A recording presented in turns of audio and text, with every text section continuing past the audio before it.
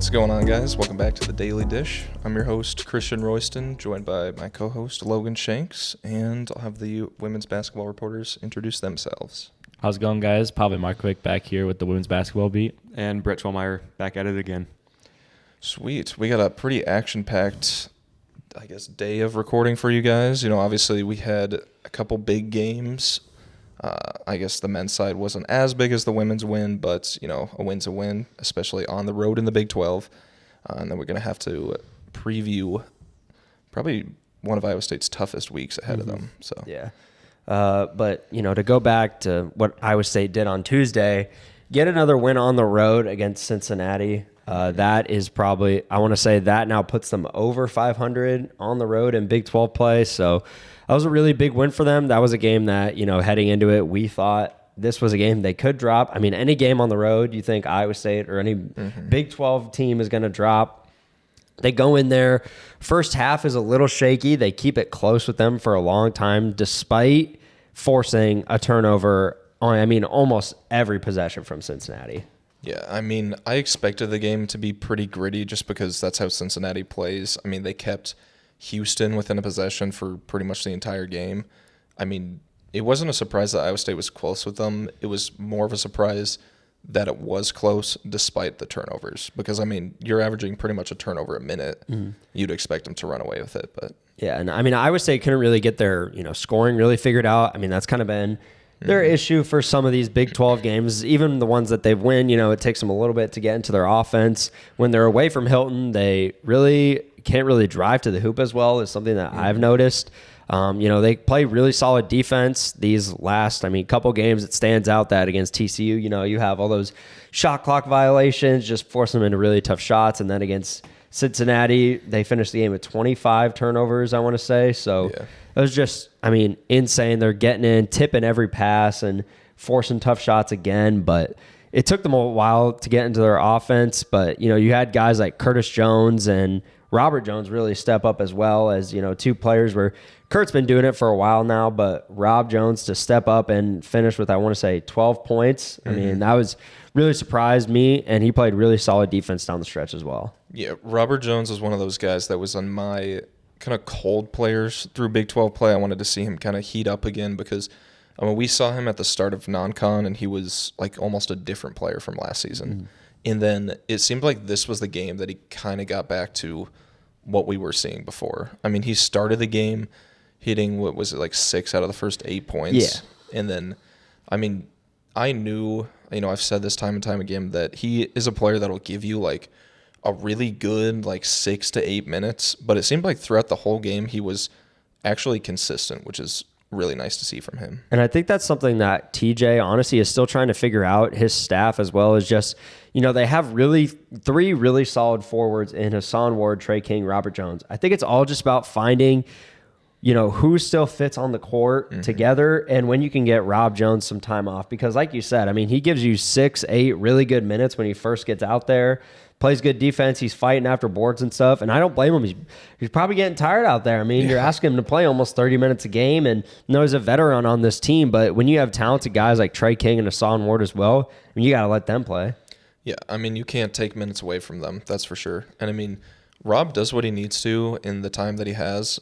It's just, you see guys like, you bring up Hassan, you bring up Trey King. Those are guys that they'll find themselves in foul trouble every once in a while. So it is nice to have somebody like Rob, who he does take minutes at the beginning just so that the other players can get in there, warmed up. And he's also a nice guy coming off the bench to actually give them a break and allow them to not pick up fouls. Because when you play as aggressive and physical in the paint as Iowa State does, those bigs are going to be rotating in and out quite a bit. Yeah, and that's one thing I'm glad that you brought up. They were still just really physical. They didn't get a ton of fouls called on them, and I think that's just really been their kind of game plan, is that they're playing smart defense. They're contesting every shot in the paint, outside, whatever it is. But I think that's one thing that Rob Jones has really done well every year, is he's gotten better at not fouling and being smart with his body and whatnot. So, I commend him for doing that, because when he first got here, you didn't really know what he was going to be. And like you said, he just looked like a completely different player coming out in non-conference play this year. And I think he's really just grown into his role that he had in those games into these Big 12 games right now. And you really saw it against Cincinnati. Yeah, for sure. And I mean, we can go to the other Jones too. I mean, you mentioned Curtis Jones, and it's nice to have a guy that can get you 15 points off the bench. You're being your leading scorer off the bench. I mean, when he's hitting his threes, he's actually a really efficient and really good player on the court. Yeah, and there's a lot of people talking about, is he going to be sixth man of the year in the Big 12? I mean, I'm not sure how other rotations are around the conference, but he has really been playing like one of the best players off the bench, not just for Iowa State, but, in general in this conference. I think we talked about it last podcast that, his defense has really been the spot or part of his game that has really shined when, he can't really hit his shots. But now that his 3-point stroke is coming along really well, and he's not as elusive as Taman or Keyshawn, but he's a spot up shooter and can hit shots from pretty much anywhere. And we've really seen that in these last couple games. I just, was doing the math. He's averaging, close to 12, 13 points a game these last 7 games. And I bring up Keyshawn Gilbert, who also, he's been hitting the 15-point mark pretty consistently. So for this backcourt to look as solid as it does at this point in the year, it's really just different because we haven't really seen that with Altsberger his first 2 years here. Mm-hmm. And you add in Taman too to that mix. I mean, Taman really did have a bounce back game against Cincinnati because he was much quieter than usual against TCU, and I know I was waiting for him to kind of get his stride, but it really seemed I want to say there was like a stretch where he scored like 9 straight points, and that's the Taman that we're expecting every night out. That's the Taman that's like found himself on all of the award watch lists, and it's just since his injury, it has been a while. It's been very rare that we've seen that, so it was nice to see that alongside Keyshawn and Curtis. Yeah, and you bring up Keyshawn and Curtis, and they're really lucky that both of them have been playing really solid these last 7 games, because Taman, while he's still putting in solid minutes, he hasn't really looked still like how he was before the injury in whatever was before TCU. I'm kind of losing track of the schedule at this point, but the BYU game. BYU, there it was. But Keyshawn and Curtis have just been great guards that, I thought their game wasn't really going to translate into Big 12 play. It wasn't for the first couple games, but they put in a couple of really solid performances against Cincinnati. And although it was a really close game for the early part of the first half, I think it was an 8-point lead at halftime, and then by the time the second half came around, Iowa State was in the driver's seat, and you could tell that they were running away with it. Yeah, there was that whole second half. It was Iowa State's game. Yeah. It was like there wasn't a moment in the second half where I was like, "Ooh, Cincinnati might come back," which is honestly one of the first games that you can say that, because a lot of times either they're closely putting a game away or they're trying to come back and put a game away. This was kind of their game that they started the second half with a pretty solid lead and just maintained that lead or even grew that lead throughout the entire second half. And this is just one of those games that you can't sleepwalk your way through it, especially with Iowa State being up there with Houston tied right now. Technically has the tiebreaker over them in first place in the Big 12, which is honestly just crazy to say right now. Yeah. For the team that they are, for Iowa State being, and they're a great program, of course, but for them to be in this position after coming in the year with so many transfers, Altsberger really has done it again, and he's taken this team to heights that they haven't really seen in since maybe the 2020 year, or 2019 season. So I think just going back to not being sleepwalking through this game, they're still putting in really solid performances, especially with what you were saying, how, they're not letting teams come back now in that last, 4 to 2 minute stretch, whatever it is. They're putting these teams away, and, we'll have to see if they can keep doing that against Texas Tech on Saturday. Yeah. And I actually like that you bring up TJ's teams, where he just kind of puts together a hodgepodge of transfers that you really wouldn't expect to be competitive. And yet we've seen 3 different looks of TJ Alselberger teams, and each one has honestly been surprisingly good. They've gotten through Big 12 play a lot higher, I guess more than we expected before, especially from the program that he inherited. So, I mean, again, this team's exceeding my expectations every single week, and I expect them to continue doing that. And, despite some of our staff picks that we've had these last couple of weeks, I've put that they're going to win. But in the back of my mind, I always think, all right, well, what if this is the same team that maybe comes out against Baylor, or the same team that comes out against Oklahoma? You never really know what this team might be, but they're starting to prove that they can be more consistent, which is why I think that they are going to be, competing, neck and neck with Houston down the stretch for that Big 12 title. Yeah, I mean, consistency is really the big thing with this team, because in the past they've had games where they've had really high highs, but then they followed up almost instantly with a game that you're like, this is the worst game that Iowa State's played. I mean, I look back to like the Oklahoma State home game a couple years ago when they barely put up 30 points or 40 points. And, I look back last year after they went on a run, they even beat Baylor on the road, and then just absolutely were not great to end the season.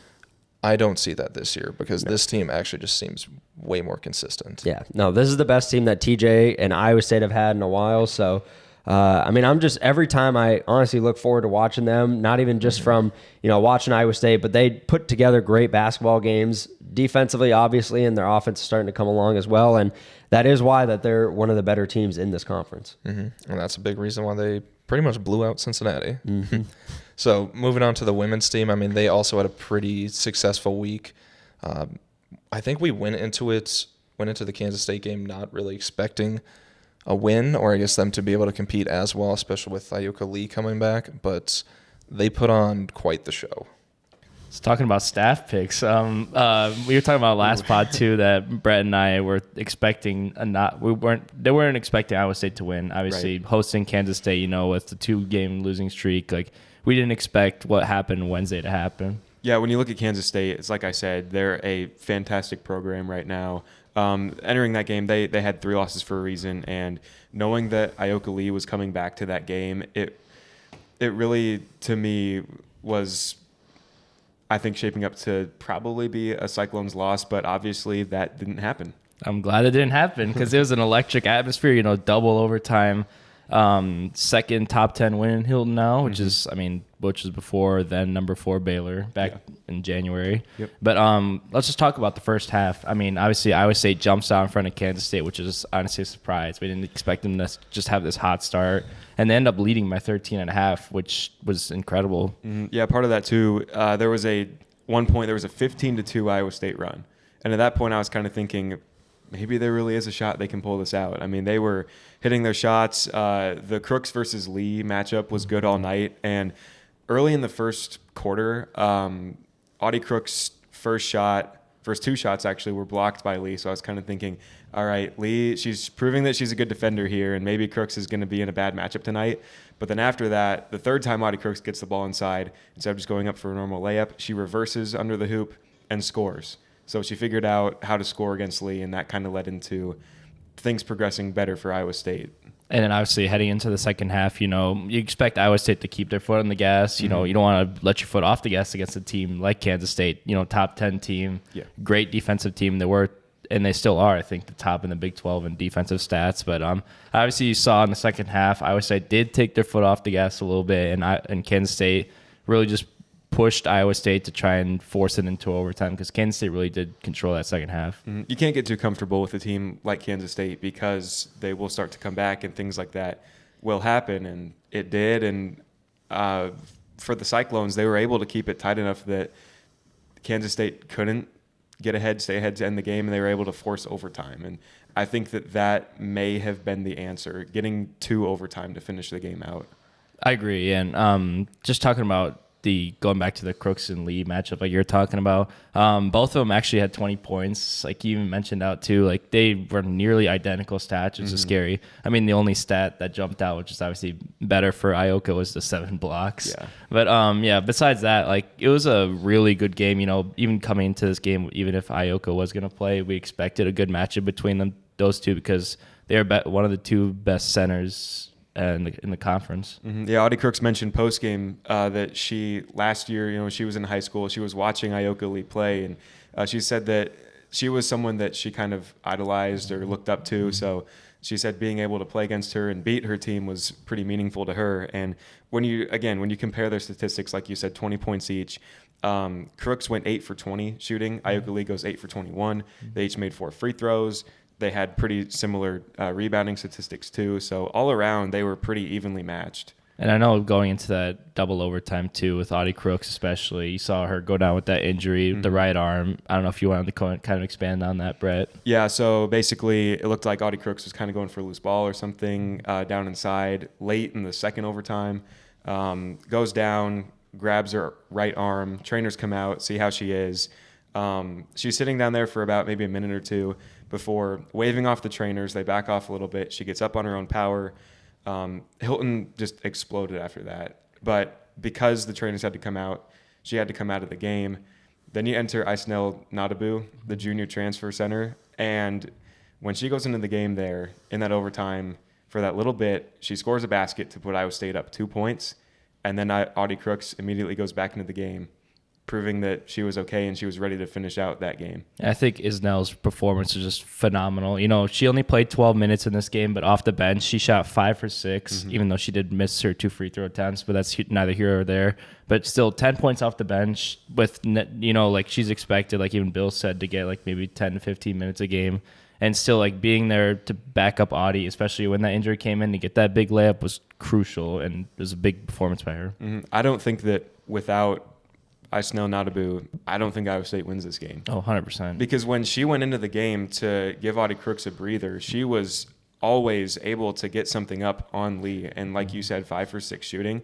A lot of her points and minutes did come in the first half, though. I think she had 8 or 9 minutes in the first half, but did go 4 for 4 shooting.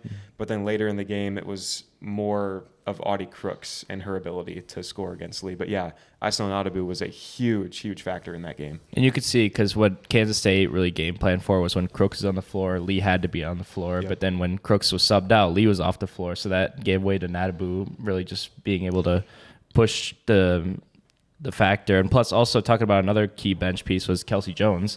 I mean, she played significantly more minutes than Isnell in this game, 31 minutes, but still she gave 13 points off the bench along with 7 rebounds. Like, you usually see Kelsey, at least recently, she's not really a big of a scorer, but she does give more effort in every other play. Like, even on defense, she's scrappy, she's fighting for loose balls, getting the rebounds like she did 7. But even today, or Wednesday, not today, she shot 3 for 5 from the field. Well, majority of them 3 for 4 from 3, which is amazing to see, while making 4 of her free throw attempts. Yeah, huge night for Kelsey Jones. It was really good to see her get back to her scoring ways that we saw earlier in the season. Kind of has dipped the past couple of games, but maybe this is a good sign to finish out the season strong for her. But like you said, with that free throw shooting, that was huge down the stretch. It's probably the reason that Iowa State was able to win this game in overtime. I mean, when you look at it, overall, the free throws, 31 for 36. This team is hitting their free throws when they need to, and especially in those overtimes. Because in the overtime periods, Iowa State did not miss a single free throw. 14 for 14.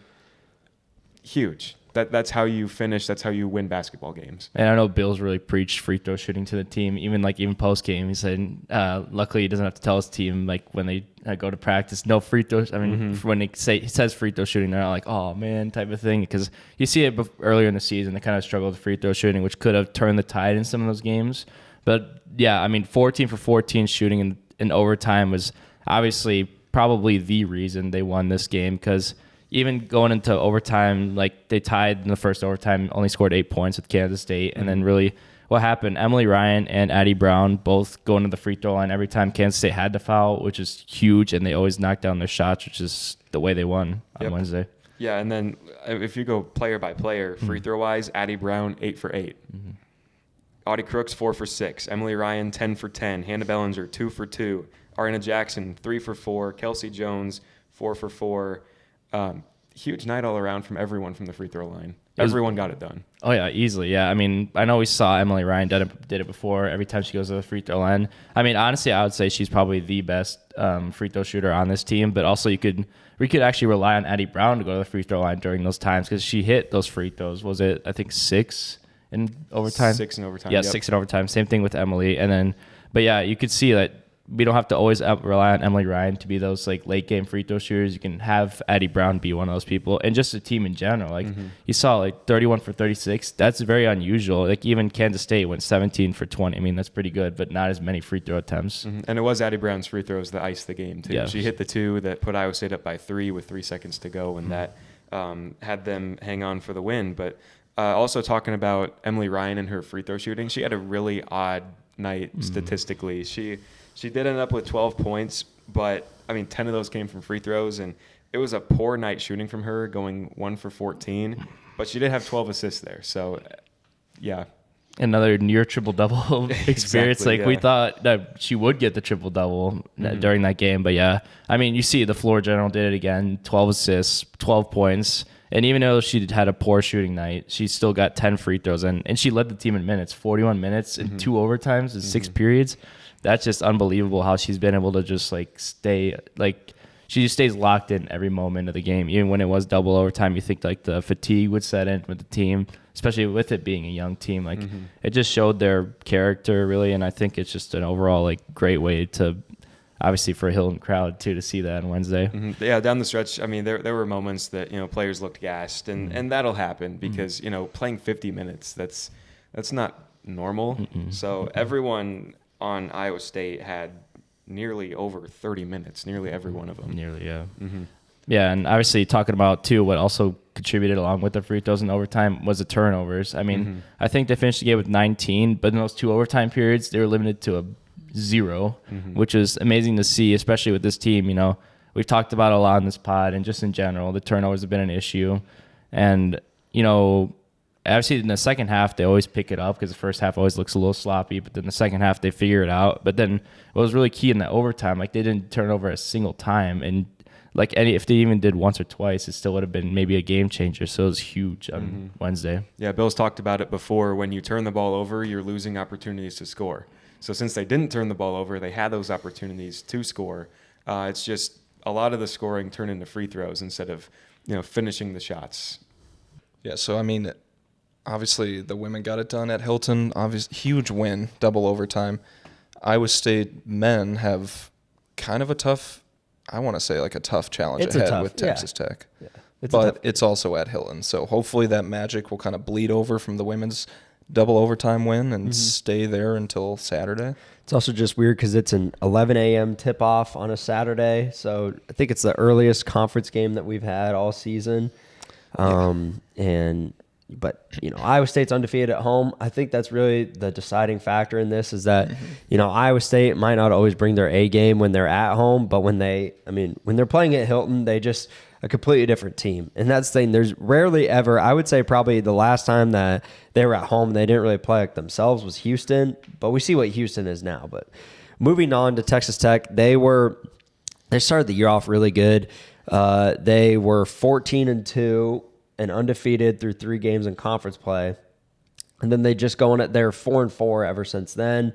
They haven't really, you know, put together great offensive games. They also have had a tough draw. They have to play, you know, teams like BYU, Baylor, you know, and I think they're a really good team. Probably the, you know, best team that Iowa State's probably better than, you know, TCU and Cincinnati, the last couple opponents that Iowa State has had. But in terms of what the game plan should be for Iowa State, it is going to be, you know, slowing down Texas Tech, who when they do get their offense rolling, we saw what happened against Kansas.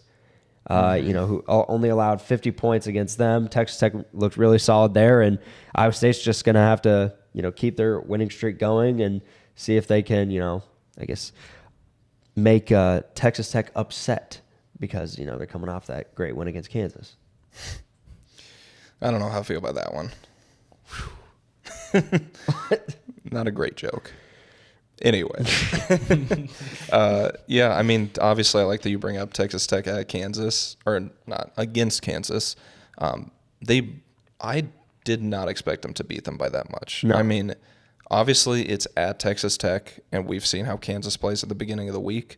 But I mean, it was almost like they were the team that they were at the start of Big 12 play, because there was definitely a stretch midway through where they were probably like 1-4, I want to say. They lost. I feel like they lost like 3 games in a row. Yep. 4 out of 5. I mean, it wasn't. And obviously, there were some good teams they lost to, but they also lost to Cincinnati. You know, there were some teams that they probably should have beat and they didn't. And I mean, that's what I was expecting the Texas Tech to come into Ames to be.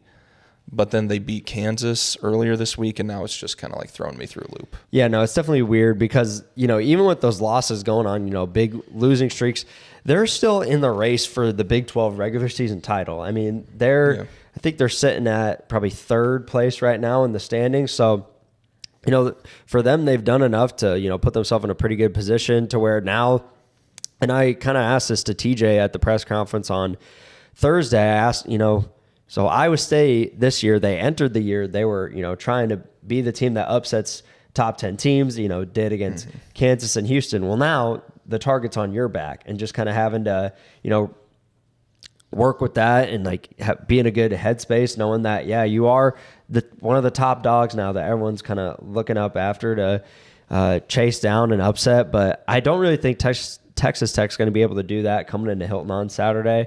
You know, there obviously is a chance, but Iowa State has looked really solid these last 7 games, and I think they're really just putting themselves in the best position to, you know, be a high seed in not only the Big 12 tournament, but the NCAA tournament as well. And I think they're just, you know, leaps and bounds better than this Texas Tech team coming in on Saturday. Yeah, I mean, I feel like Texas Tech definitely plays worse on the road, as any team in the Big 12 does. I think it's kind they're of hard to 1-3, I want to say, on the road. Yeah, and I mean, their last like really good road win was against a ranked Oklahoma team. Pretty much, I think it was the second week of Big 12 play. Yeah. And a lot of time has passed since then. And I mean, they've gone on the road. They went on the road to Baylor, didn't get the job done. I see this being a similar situation where they're going to go on the road against Iowa State, who's really proving that they're a top 10 team. And it's at Hilton, a place that's, I mean, we haven't seen an opponent win at in a long time. So I think if there is a team that's going to take down Iowa State at Hilton, if it's not Texas Tech, it'd probably be BYU in the future. But I don't see this being the week that Iowa State loses. And just talking with the guys on Thursday at the presser, you can really just kind of tell that they know the position that they're in right now in terms of the standings, you know, in the season. They have 7 conference games left. They know that they just have to get the job done. And I think that's really what it's been these last couple of games against TCU, Cincinnati, teams that you could easily lose against, but, you know, just having to go up against them and kind of, you know, they've been preaching, going day by day, game by game, just taking it one step at a time, not looking too far ahead, which is where I think, you know, in the past, some Big 12 teams, or just historically Big 12 teams have done that in general. I'm taking some shots at, you know, some Kansas, some Baylor. I think they just kind of look forward to the Big 12 tournament too much. And I think Iowa State is just trying to put all the pieces together, and a win against Texas Tech on Saturday is just one of those pieces. Yeah, I mean, being focused on the job at hand is probably the biggest thing. And I feel like that's something that Iowa State does really well, which is why they've succeeded so much at home, is that they know that every game is its own game, and you can't look ahead to the future. You know, they're not focusing on Houston coming up. They're not focusing on the Big 12 tournament. They're focused on taking down Texas Tech at home and playing in that atmosphere. So I think obviously Hilton always shows out. They show out again. I just don't see a world where Iowa State plays bad. And we've talked about it. When they're at Hilton, they just look like a completely different team. When they play at Hilton, they are like by far a top 10 team in the country. So they're just looking to stay undefeated. And I think they're going to be able to do that against Texas Tech, a team that, you know, has struggled the last, you know, 4 weeks. And, you know, I just think Iowa State pulls another win out here and just keep the bus moving on trying to, you know, get that conference title at the end of, I guess, second week of March. Yeah. I like that you bring up that they're definitely a top 10 team at home. If you read my column, Okay. they're definitely one of the best teams when they are playing at home. Plug. But anyways, I mean, moving on from Texas Tech, the Iowa State women play a different team from Texas, and a much tougher challenge. So yes, Iowa State starts their Lone Star trip, or the 2-game trip, against number 5 Texas on Saturday And I know, obviously, they're going to be riding off this high, I believe, on Saturday against Texas. But we see the flip side. K-State was the best defensive team. Now we flip it to Texas, the best offensive team. So I expect a really high-scoring game on Saturday. Yeah, I do too. But the thing that really screamed out to me when we were looking at the statistics here was, like you said, Texas is the number one offense, but Iowa State is 13th in defense. So that disparity could bite the Cyclones in this one. Yeah, Iowa State's really going to have to put up a lot of points to compete with the Texas offense that is led by Madison Booker, who is really taken over for Texas, even though she is a freshman too. She took over for their star point guard, Rory Harmon, after she suffered an ACL injury early in the season. And she's averaging 15.8 points per game. You know, she's expected to be a forward, but she's usually running like the main point guard position, like we're kind of seeing in Addie Brown now. So, I mean, obviously, it could be a matchup to look forward to, Booker versus Addie on Saturday. Yeah, like you said, she's kind of been taking over a role that Addie Brown had earlier in the season when Emily Ryan was out. So seeing that matchup of either Emily Ryan being on Booker or Addie Brown, or maybe a mix of the two, it'll be a really good matchup. And I think that when you enter this game, it presents another big opportunity for the Cyclones. Like we said, entering this week, you've got your two top 10 teams that you're playing. You've already beat Kansas State, and that definitely helped out the resume probably for making the NCAA tournament, because I know that they've kind of been on the bubble and it's been lacking a little bit, but that game really boosts it. So now if you can do that again almost and beat another top 10 team and take away or fix that road losing streak that you've been on, this would be the biggest win for Iowa State this season. Oh, I agree. I mean, you talk about the two back-to-back top 10 matchups. Like, we've already had a week of top 25 matchups in general, playing Oklahoma last Saturday. So, I mean, even talking about the Longhorns, they're in a three-way tie for second place in the standings, and they're also on a 5-game winning streak, which doesn't help. But I find it odd that I know there's a good amount of teams in the Big 12 in the state of Texas, but their last 6 games have been played in the state of Texas, whether that be at home or away, even in Waco or Fort Worth. So, I mean, I know they're hosting Iowa State here, so it's obviously going to help. And plus, they are second in attendance, only to Iowa State. So I expect a bigger crowd on Saturday rather than usual like away road games for Iowa State. It seems like maybe a little late season home cooking for Texas in their final year in the Big 12. Oh yeah, maybe. But the challenge is there. And when you bring up the offense again, they've got 4 players averaging over 10 points per game. So the defense for Iowa State's really going to have to lock down big time in this one. And that point margin is there too. Texas has the number 1 point margin in the Big 12 at 25.7. So it's going to be another tough game for Iowa State. And I know I looked at Texas roster too. They kind of are similar to K-State. They got some size. I mean, it's going to be another matchup where it's going to be kind of tough to run a little offense, even though they're not the best team defensively to K-State, but still having more length and versatility, even in their guard positions, really doesn't help Iowa State. But, already playing that type of team already could give them a boost up. So, I mean, hopefully we see some magic transition into Austin on Saturday and their potentially last matchup, obviously, in the Big 12. Yeah, the way that Audie Crooks was able to battle and contend and stay pretty even for the most part against Ioka Lee, probably gives her more confidence entering this Texas game, knowing that they have height and they have length. So after the Iowa State women have their tough Texas road test, I guess you could say, the Iowa State men have probably an even tougher test against Houston. And we were just talking about it off camera that, you go from a 11 a.m. game against Texas Tech at home, and then you got to go on the road Monday, barely 2 days of rest, and a late game, 8 o'clock in Houston against, this honestly, from my point of view, it's the battle for the Big 12 regular season title. Whoever wins this game, I think obviously you split it and then you come down to, some tiebreaker scenarios, but Houston would have the most recent win against Iowa State, but it's neither here nor there because I think this is going to be a great matchup between two great defenses. I think it was a little obviously very favored towards Iowa State. It's kind of different because they played at Iowa State the last time, obviously, but that was before the students were even really in town. So I think maybe that helps. That shows that Iowa State didn't just need Hilton to win that game, but Houston was kind of still coming into their own, and I think they're obviously now looking like one of the better teams in the Big 12. Yeah, that was also the same week that Houston dropped both games and lost on the road against TCU as well. So, I mean, we know how hard it is to win on the road in the Big 12.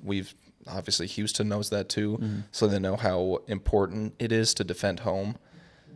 It's one of those games that I'm a little bit worried about just because, yes, Iowa State will probably go into this still as a top 10 team and will have momentum behind them, especially if they get the job done against Texas Tech. But at the end of the day, it is still Houston, and Houston is by far proving every week that they are the best team in the Big 12. Yeah, and I don't think this is a game like the last time where it's going to be scored in the 50s or at least finish in the 50s. Both teams' offenses are better. Houston, like I said, is just like better down the stretch, like one of the top teams in the conference. I think the big point of emphasis is just Iowa State having their defense translate on the road like it has against Cincinnati and Texas as of recently. And just like, they forced a decent amount of turnovers against Houston the first go around. And I think what's really going to be important is getting those turnovers, yes, but then just like contesting shots, because Houston has proven that if you leave them open, they're going to hit their shots, and Iowa State has a tendency to leave three-point shooters open. So, but then over on the offensive side, it's really about just counting on big games to continue to come from, Curtis Jones, Keyshawn Gilbert, even Taman Lipsey, who, we've talked about, he's still getting better or recovering from that injury, but if you can have him, play like he's at full strength, kind of like how he did against Cincinnati, I mean, that'd be a big factor in Iowa State getting a win on Monday. And I think, you say Monday, and that just kind of hits me again, that it feels like Iowa State's getting the Kansas treatment at this point, where they're playing these Monday games shortly after the weekend on the road. We saw what happened the last two times against Kansas, and now it's Iowa State's turn, and we'll see if maybe it's just the Monday curse where a ranked team is going to go on the road, obviously this time against another ranked team, but still on the road in the Big 12. Anything could happen. Yeah, and I think this is a really great matchup, and it's just one of the punches that Iowa State's going to have to roll with. Early prediction, I think Iowa State might drop this game. I think, as good as Iowa State is, Houston has just looked really solid since, really losing to Iowa State. And now, it's time to see whether that was a fluke win for Iowa State or, a win for them here would cement them as definitely the best team in the Big 12. Yeah. But they just have to prove that they're not going to be the little brother to Houston this season. Yeah, and I mean, I think it'll be a battle of the defenses. I could see this being a really close game, and which will honestly say a lot. Even whether or not Iowa State wins or loses, keeping this game close should mean a lot for where this team is at. Because, I mean, I think before the season I had this one penciled in like, yeah, this is a definite loss. Yep. But as it's getting closer, I'm getting a little more hopeful, although I am a little bit more pessimistic on the Cyclones, so I think Houston will probably come out on top. But being able to keep it close is definitely going to be a good sign. So. And even though, we've kind of been known as, the pessimist, as you say, and, I'm a little bit more optimistic, kind of like I was saying. I think Iowa State probably still drops this game, but close game for sure. And this is a game that I've been excited for ever since Iowa State beat Houston back in December. Oh, yeah, this should be definitely one of the games of the year coming up. So excited for that. And then on the women's side, they also play Houston. Yes, indeed. It's they would be their second game in the Lone Star State. We'll have to be traveling to Houston. So even though we expect, even though that their men's Houston team is really good, but this women's team's like the direct opposite. They're one of the worst in the Big 12. Yeah, right now they are 13th in the Big 12 with a tie with UCF. But the thing that I would throw out there is this game, like you said, it is on the road, and you've got UCF there with the same Big 12 record as Houston. Iowa State dropped that game on the road against UCF to give UCF its first win over a team that's been in the Big 12 in seasons prior. And Houston does have a win over a team like that. Their 3 wins in the Big 12 this year have been BYU, which is a new team, Cincinnati, which is a new team, and TCU, a team that's been, plagued with injuries and everything. And that Houston game was the last game that TCU played before having to forfeit those 2 games to Kansas State and then Iowa State. Yeah, I mean, even Houston played Cincy in the American Conference last season. So I mean, it's just like you said, it could be another trap game like UCF. They can't underestimate them. Obviously, depending on what happens Saturday, whether they'd have the momentum or not, either with keeping it close or they somehow pull it off. But otherwise, yeah, I mean, talk about their just roster in general. Like we talked about, even Texas, they got 4 players as tall or taller compared to Audie Crooks, which could give the Iowa State big men some problem. Mm-hmm. Yeah, the play inside is definitely going to once again be the main aspect of this game. If Audie Crooks can have a good game, then it should set the tone for everyone else. If they do end up starting to figure it out, maybe they kick some things out for 3 or something to try and stop that Houston defense. And obviously, we're talking about Houston, Layla Blair, their top player, 16.3 points per game. I mean, still, every team's going to have their leading scorer, so you really just got to see who it is. I mean, just got to see if you can limit her. There's not really any stopping her. So, I mean, I could believe, like, Ariana Jackson, probably the best guard defender the Cyclones have, could be able to handle her easily. And even though Houston is playing at home, they are 3-4 at home in conference play. So, I mean, even though Iowa State right now currently is 2-4 in Big 12 play on the road, I still would believe that the Iowa State team would pull it out in the end. But obviously, like, again, we can't expect it to be. We expect it to be a trap game, I'd say. Yeah. Yeah, this one I think is going to be very close the whole way through. You've got Houston, who's trying to prove something, trying to beat a team in the Big 12 that, they've been really up and down. Iowa State trying to finish out the season strong. I'm going to go ahead and say that they will more than likely lose the Texas game. So the Houston game then would present a big opportunity to finally get a win on the road late in the season. And that would really boost them to trying to make the NCAA tournament.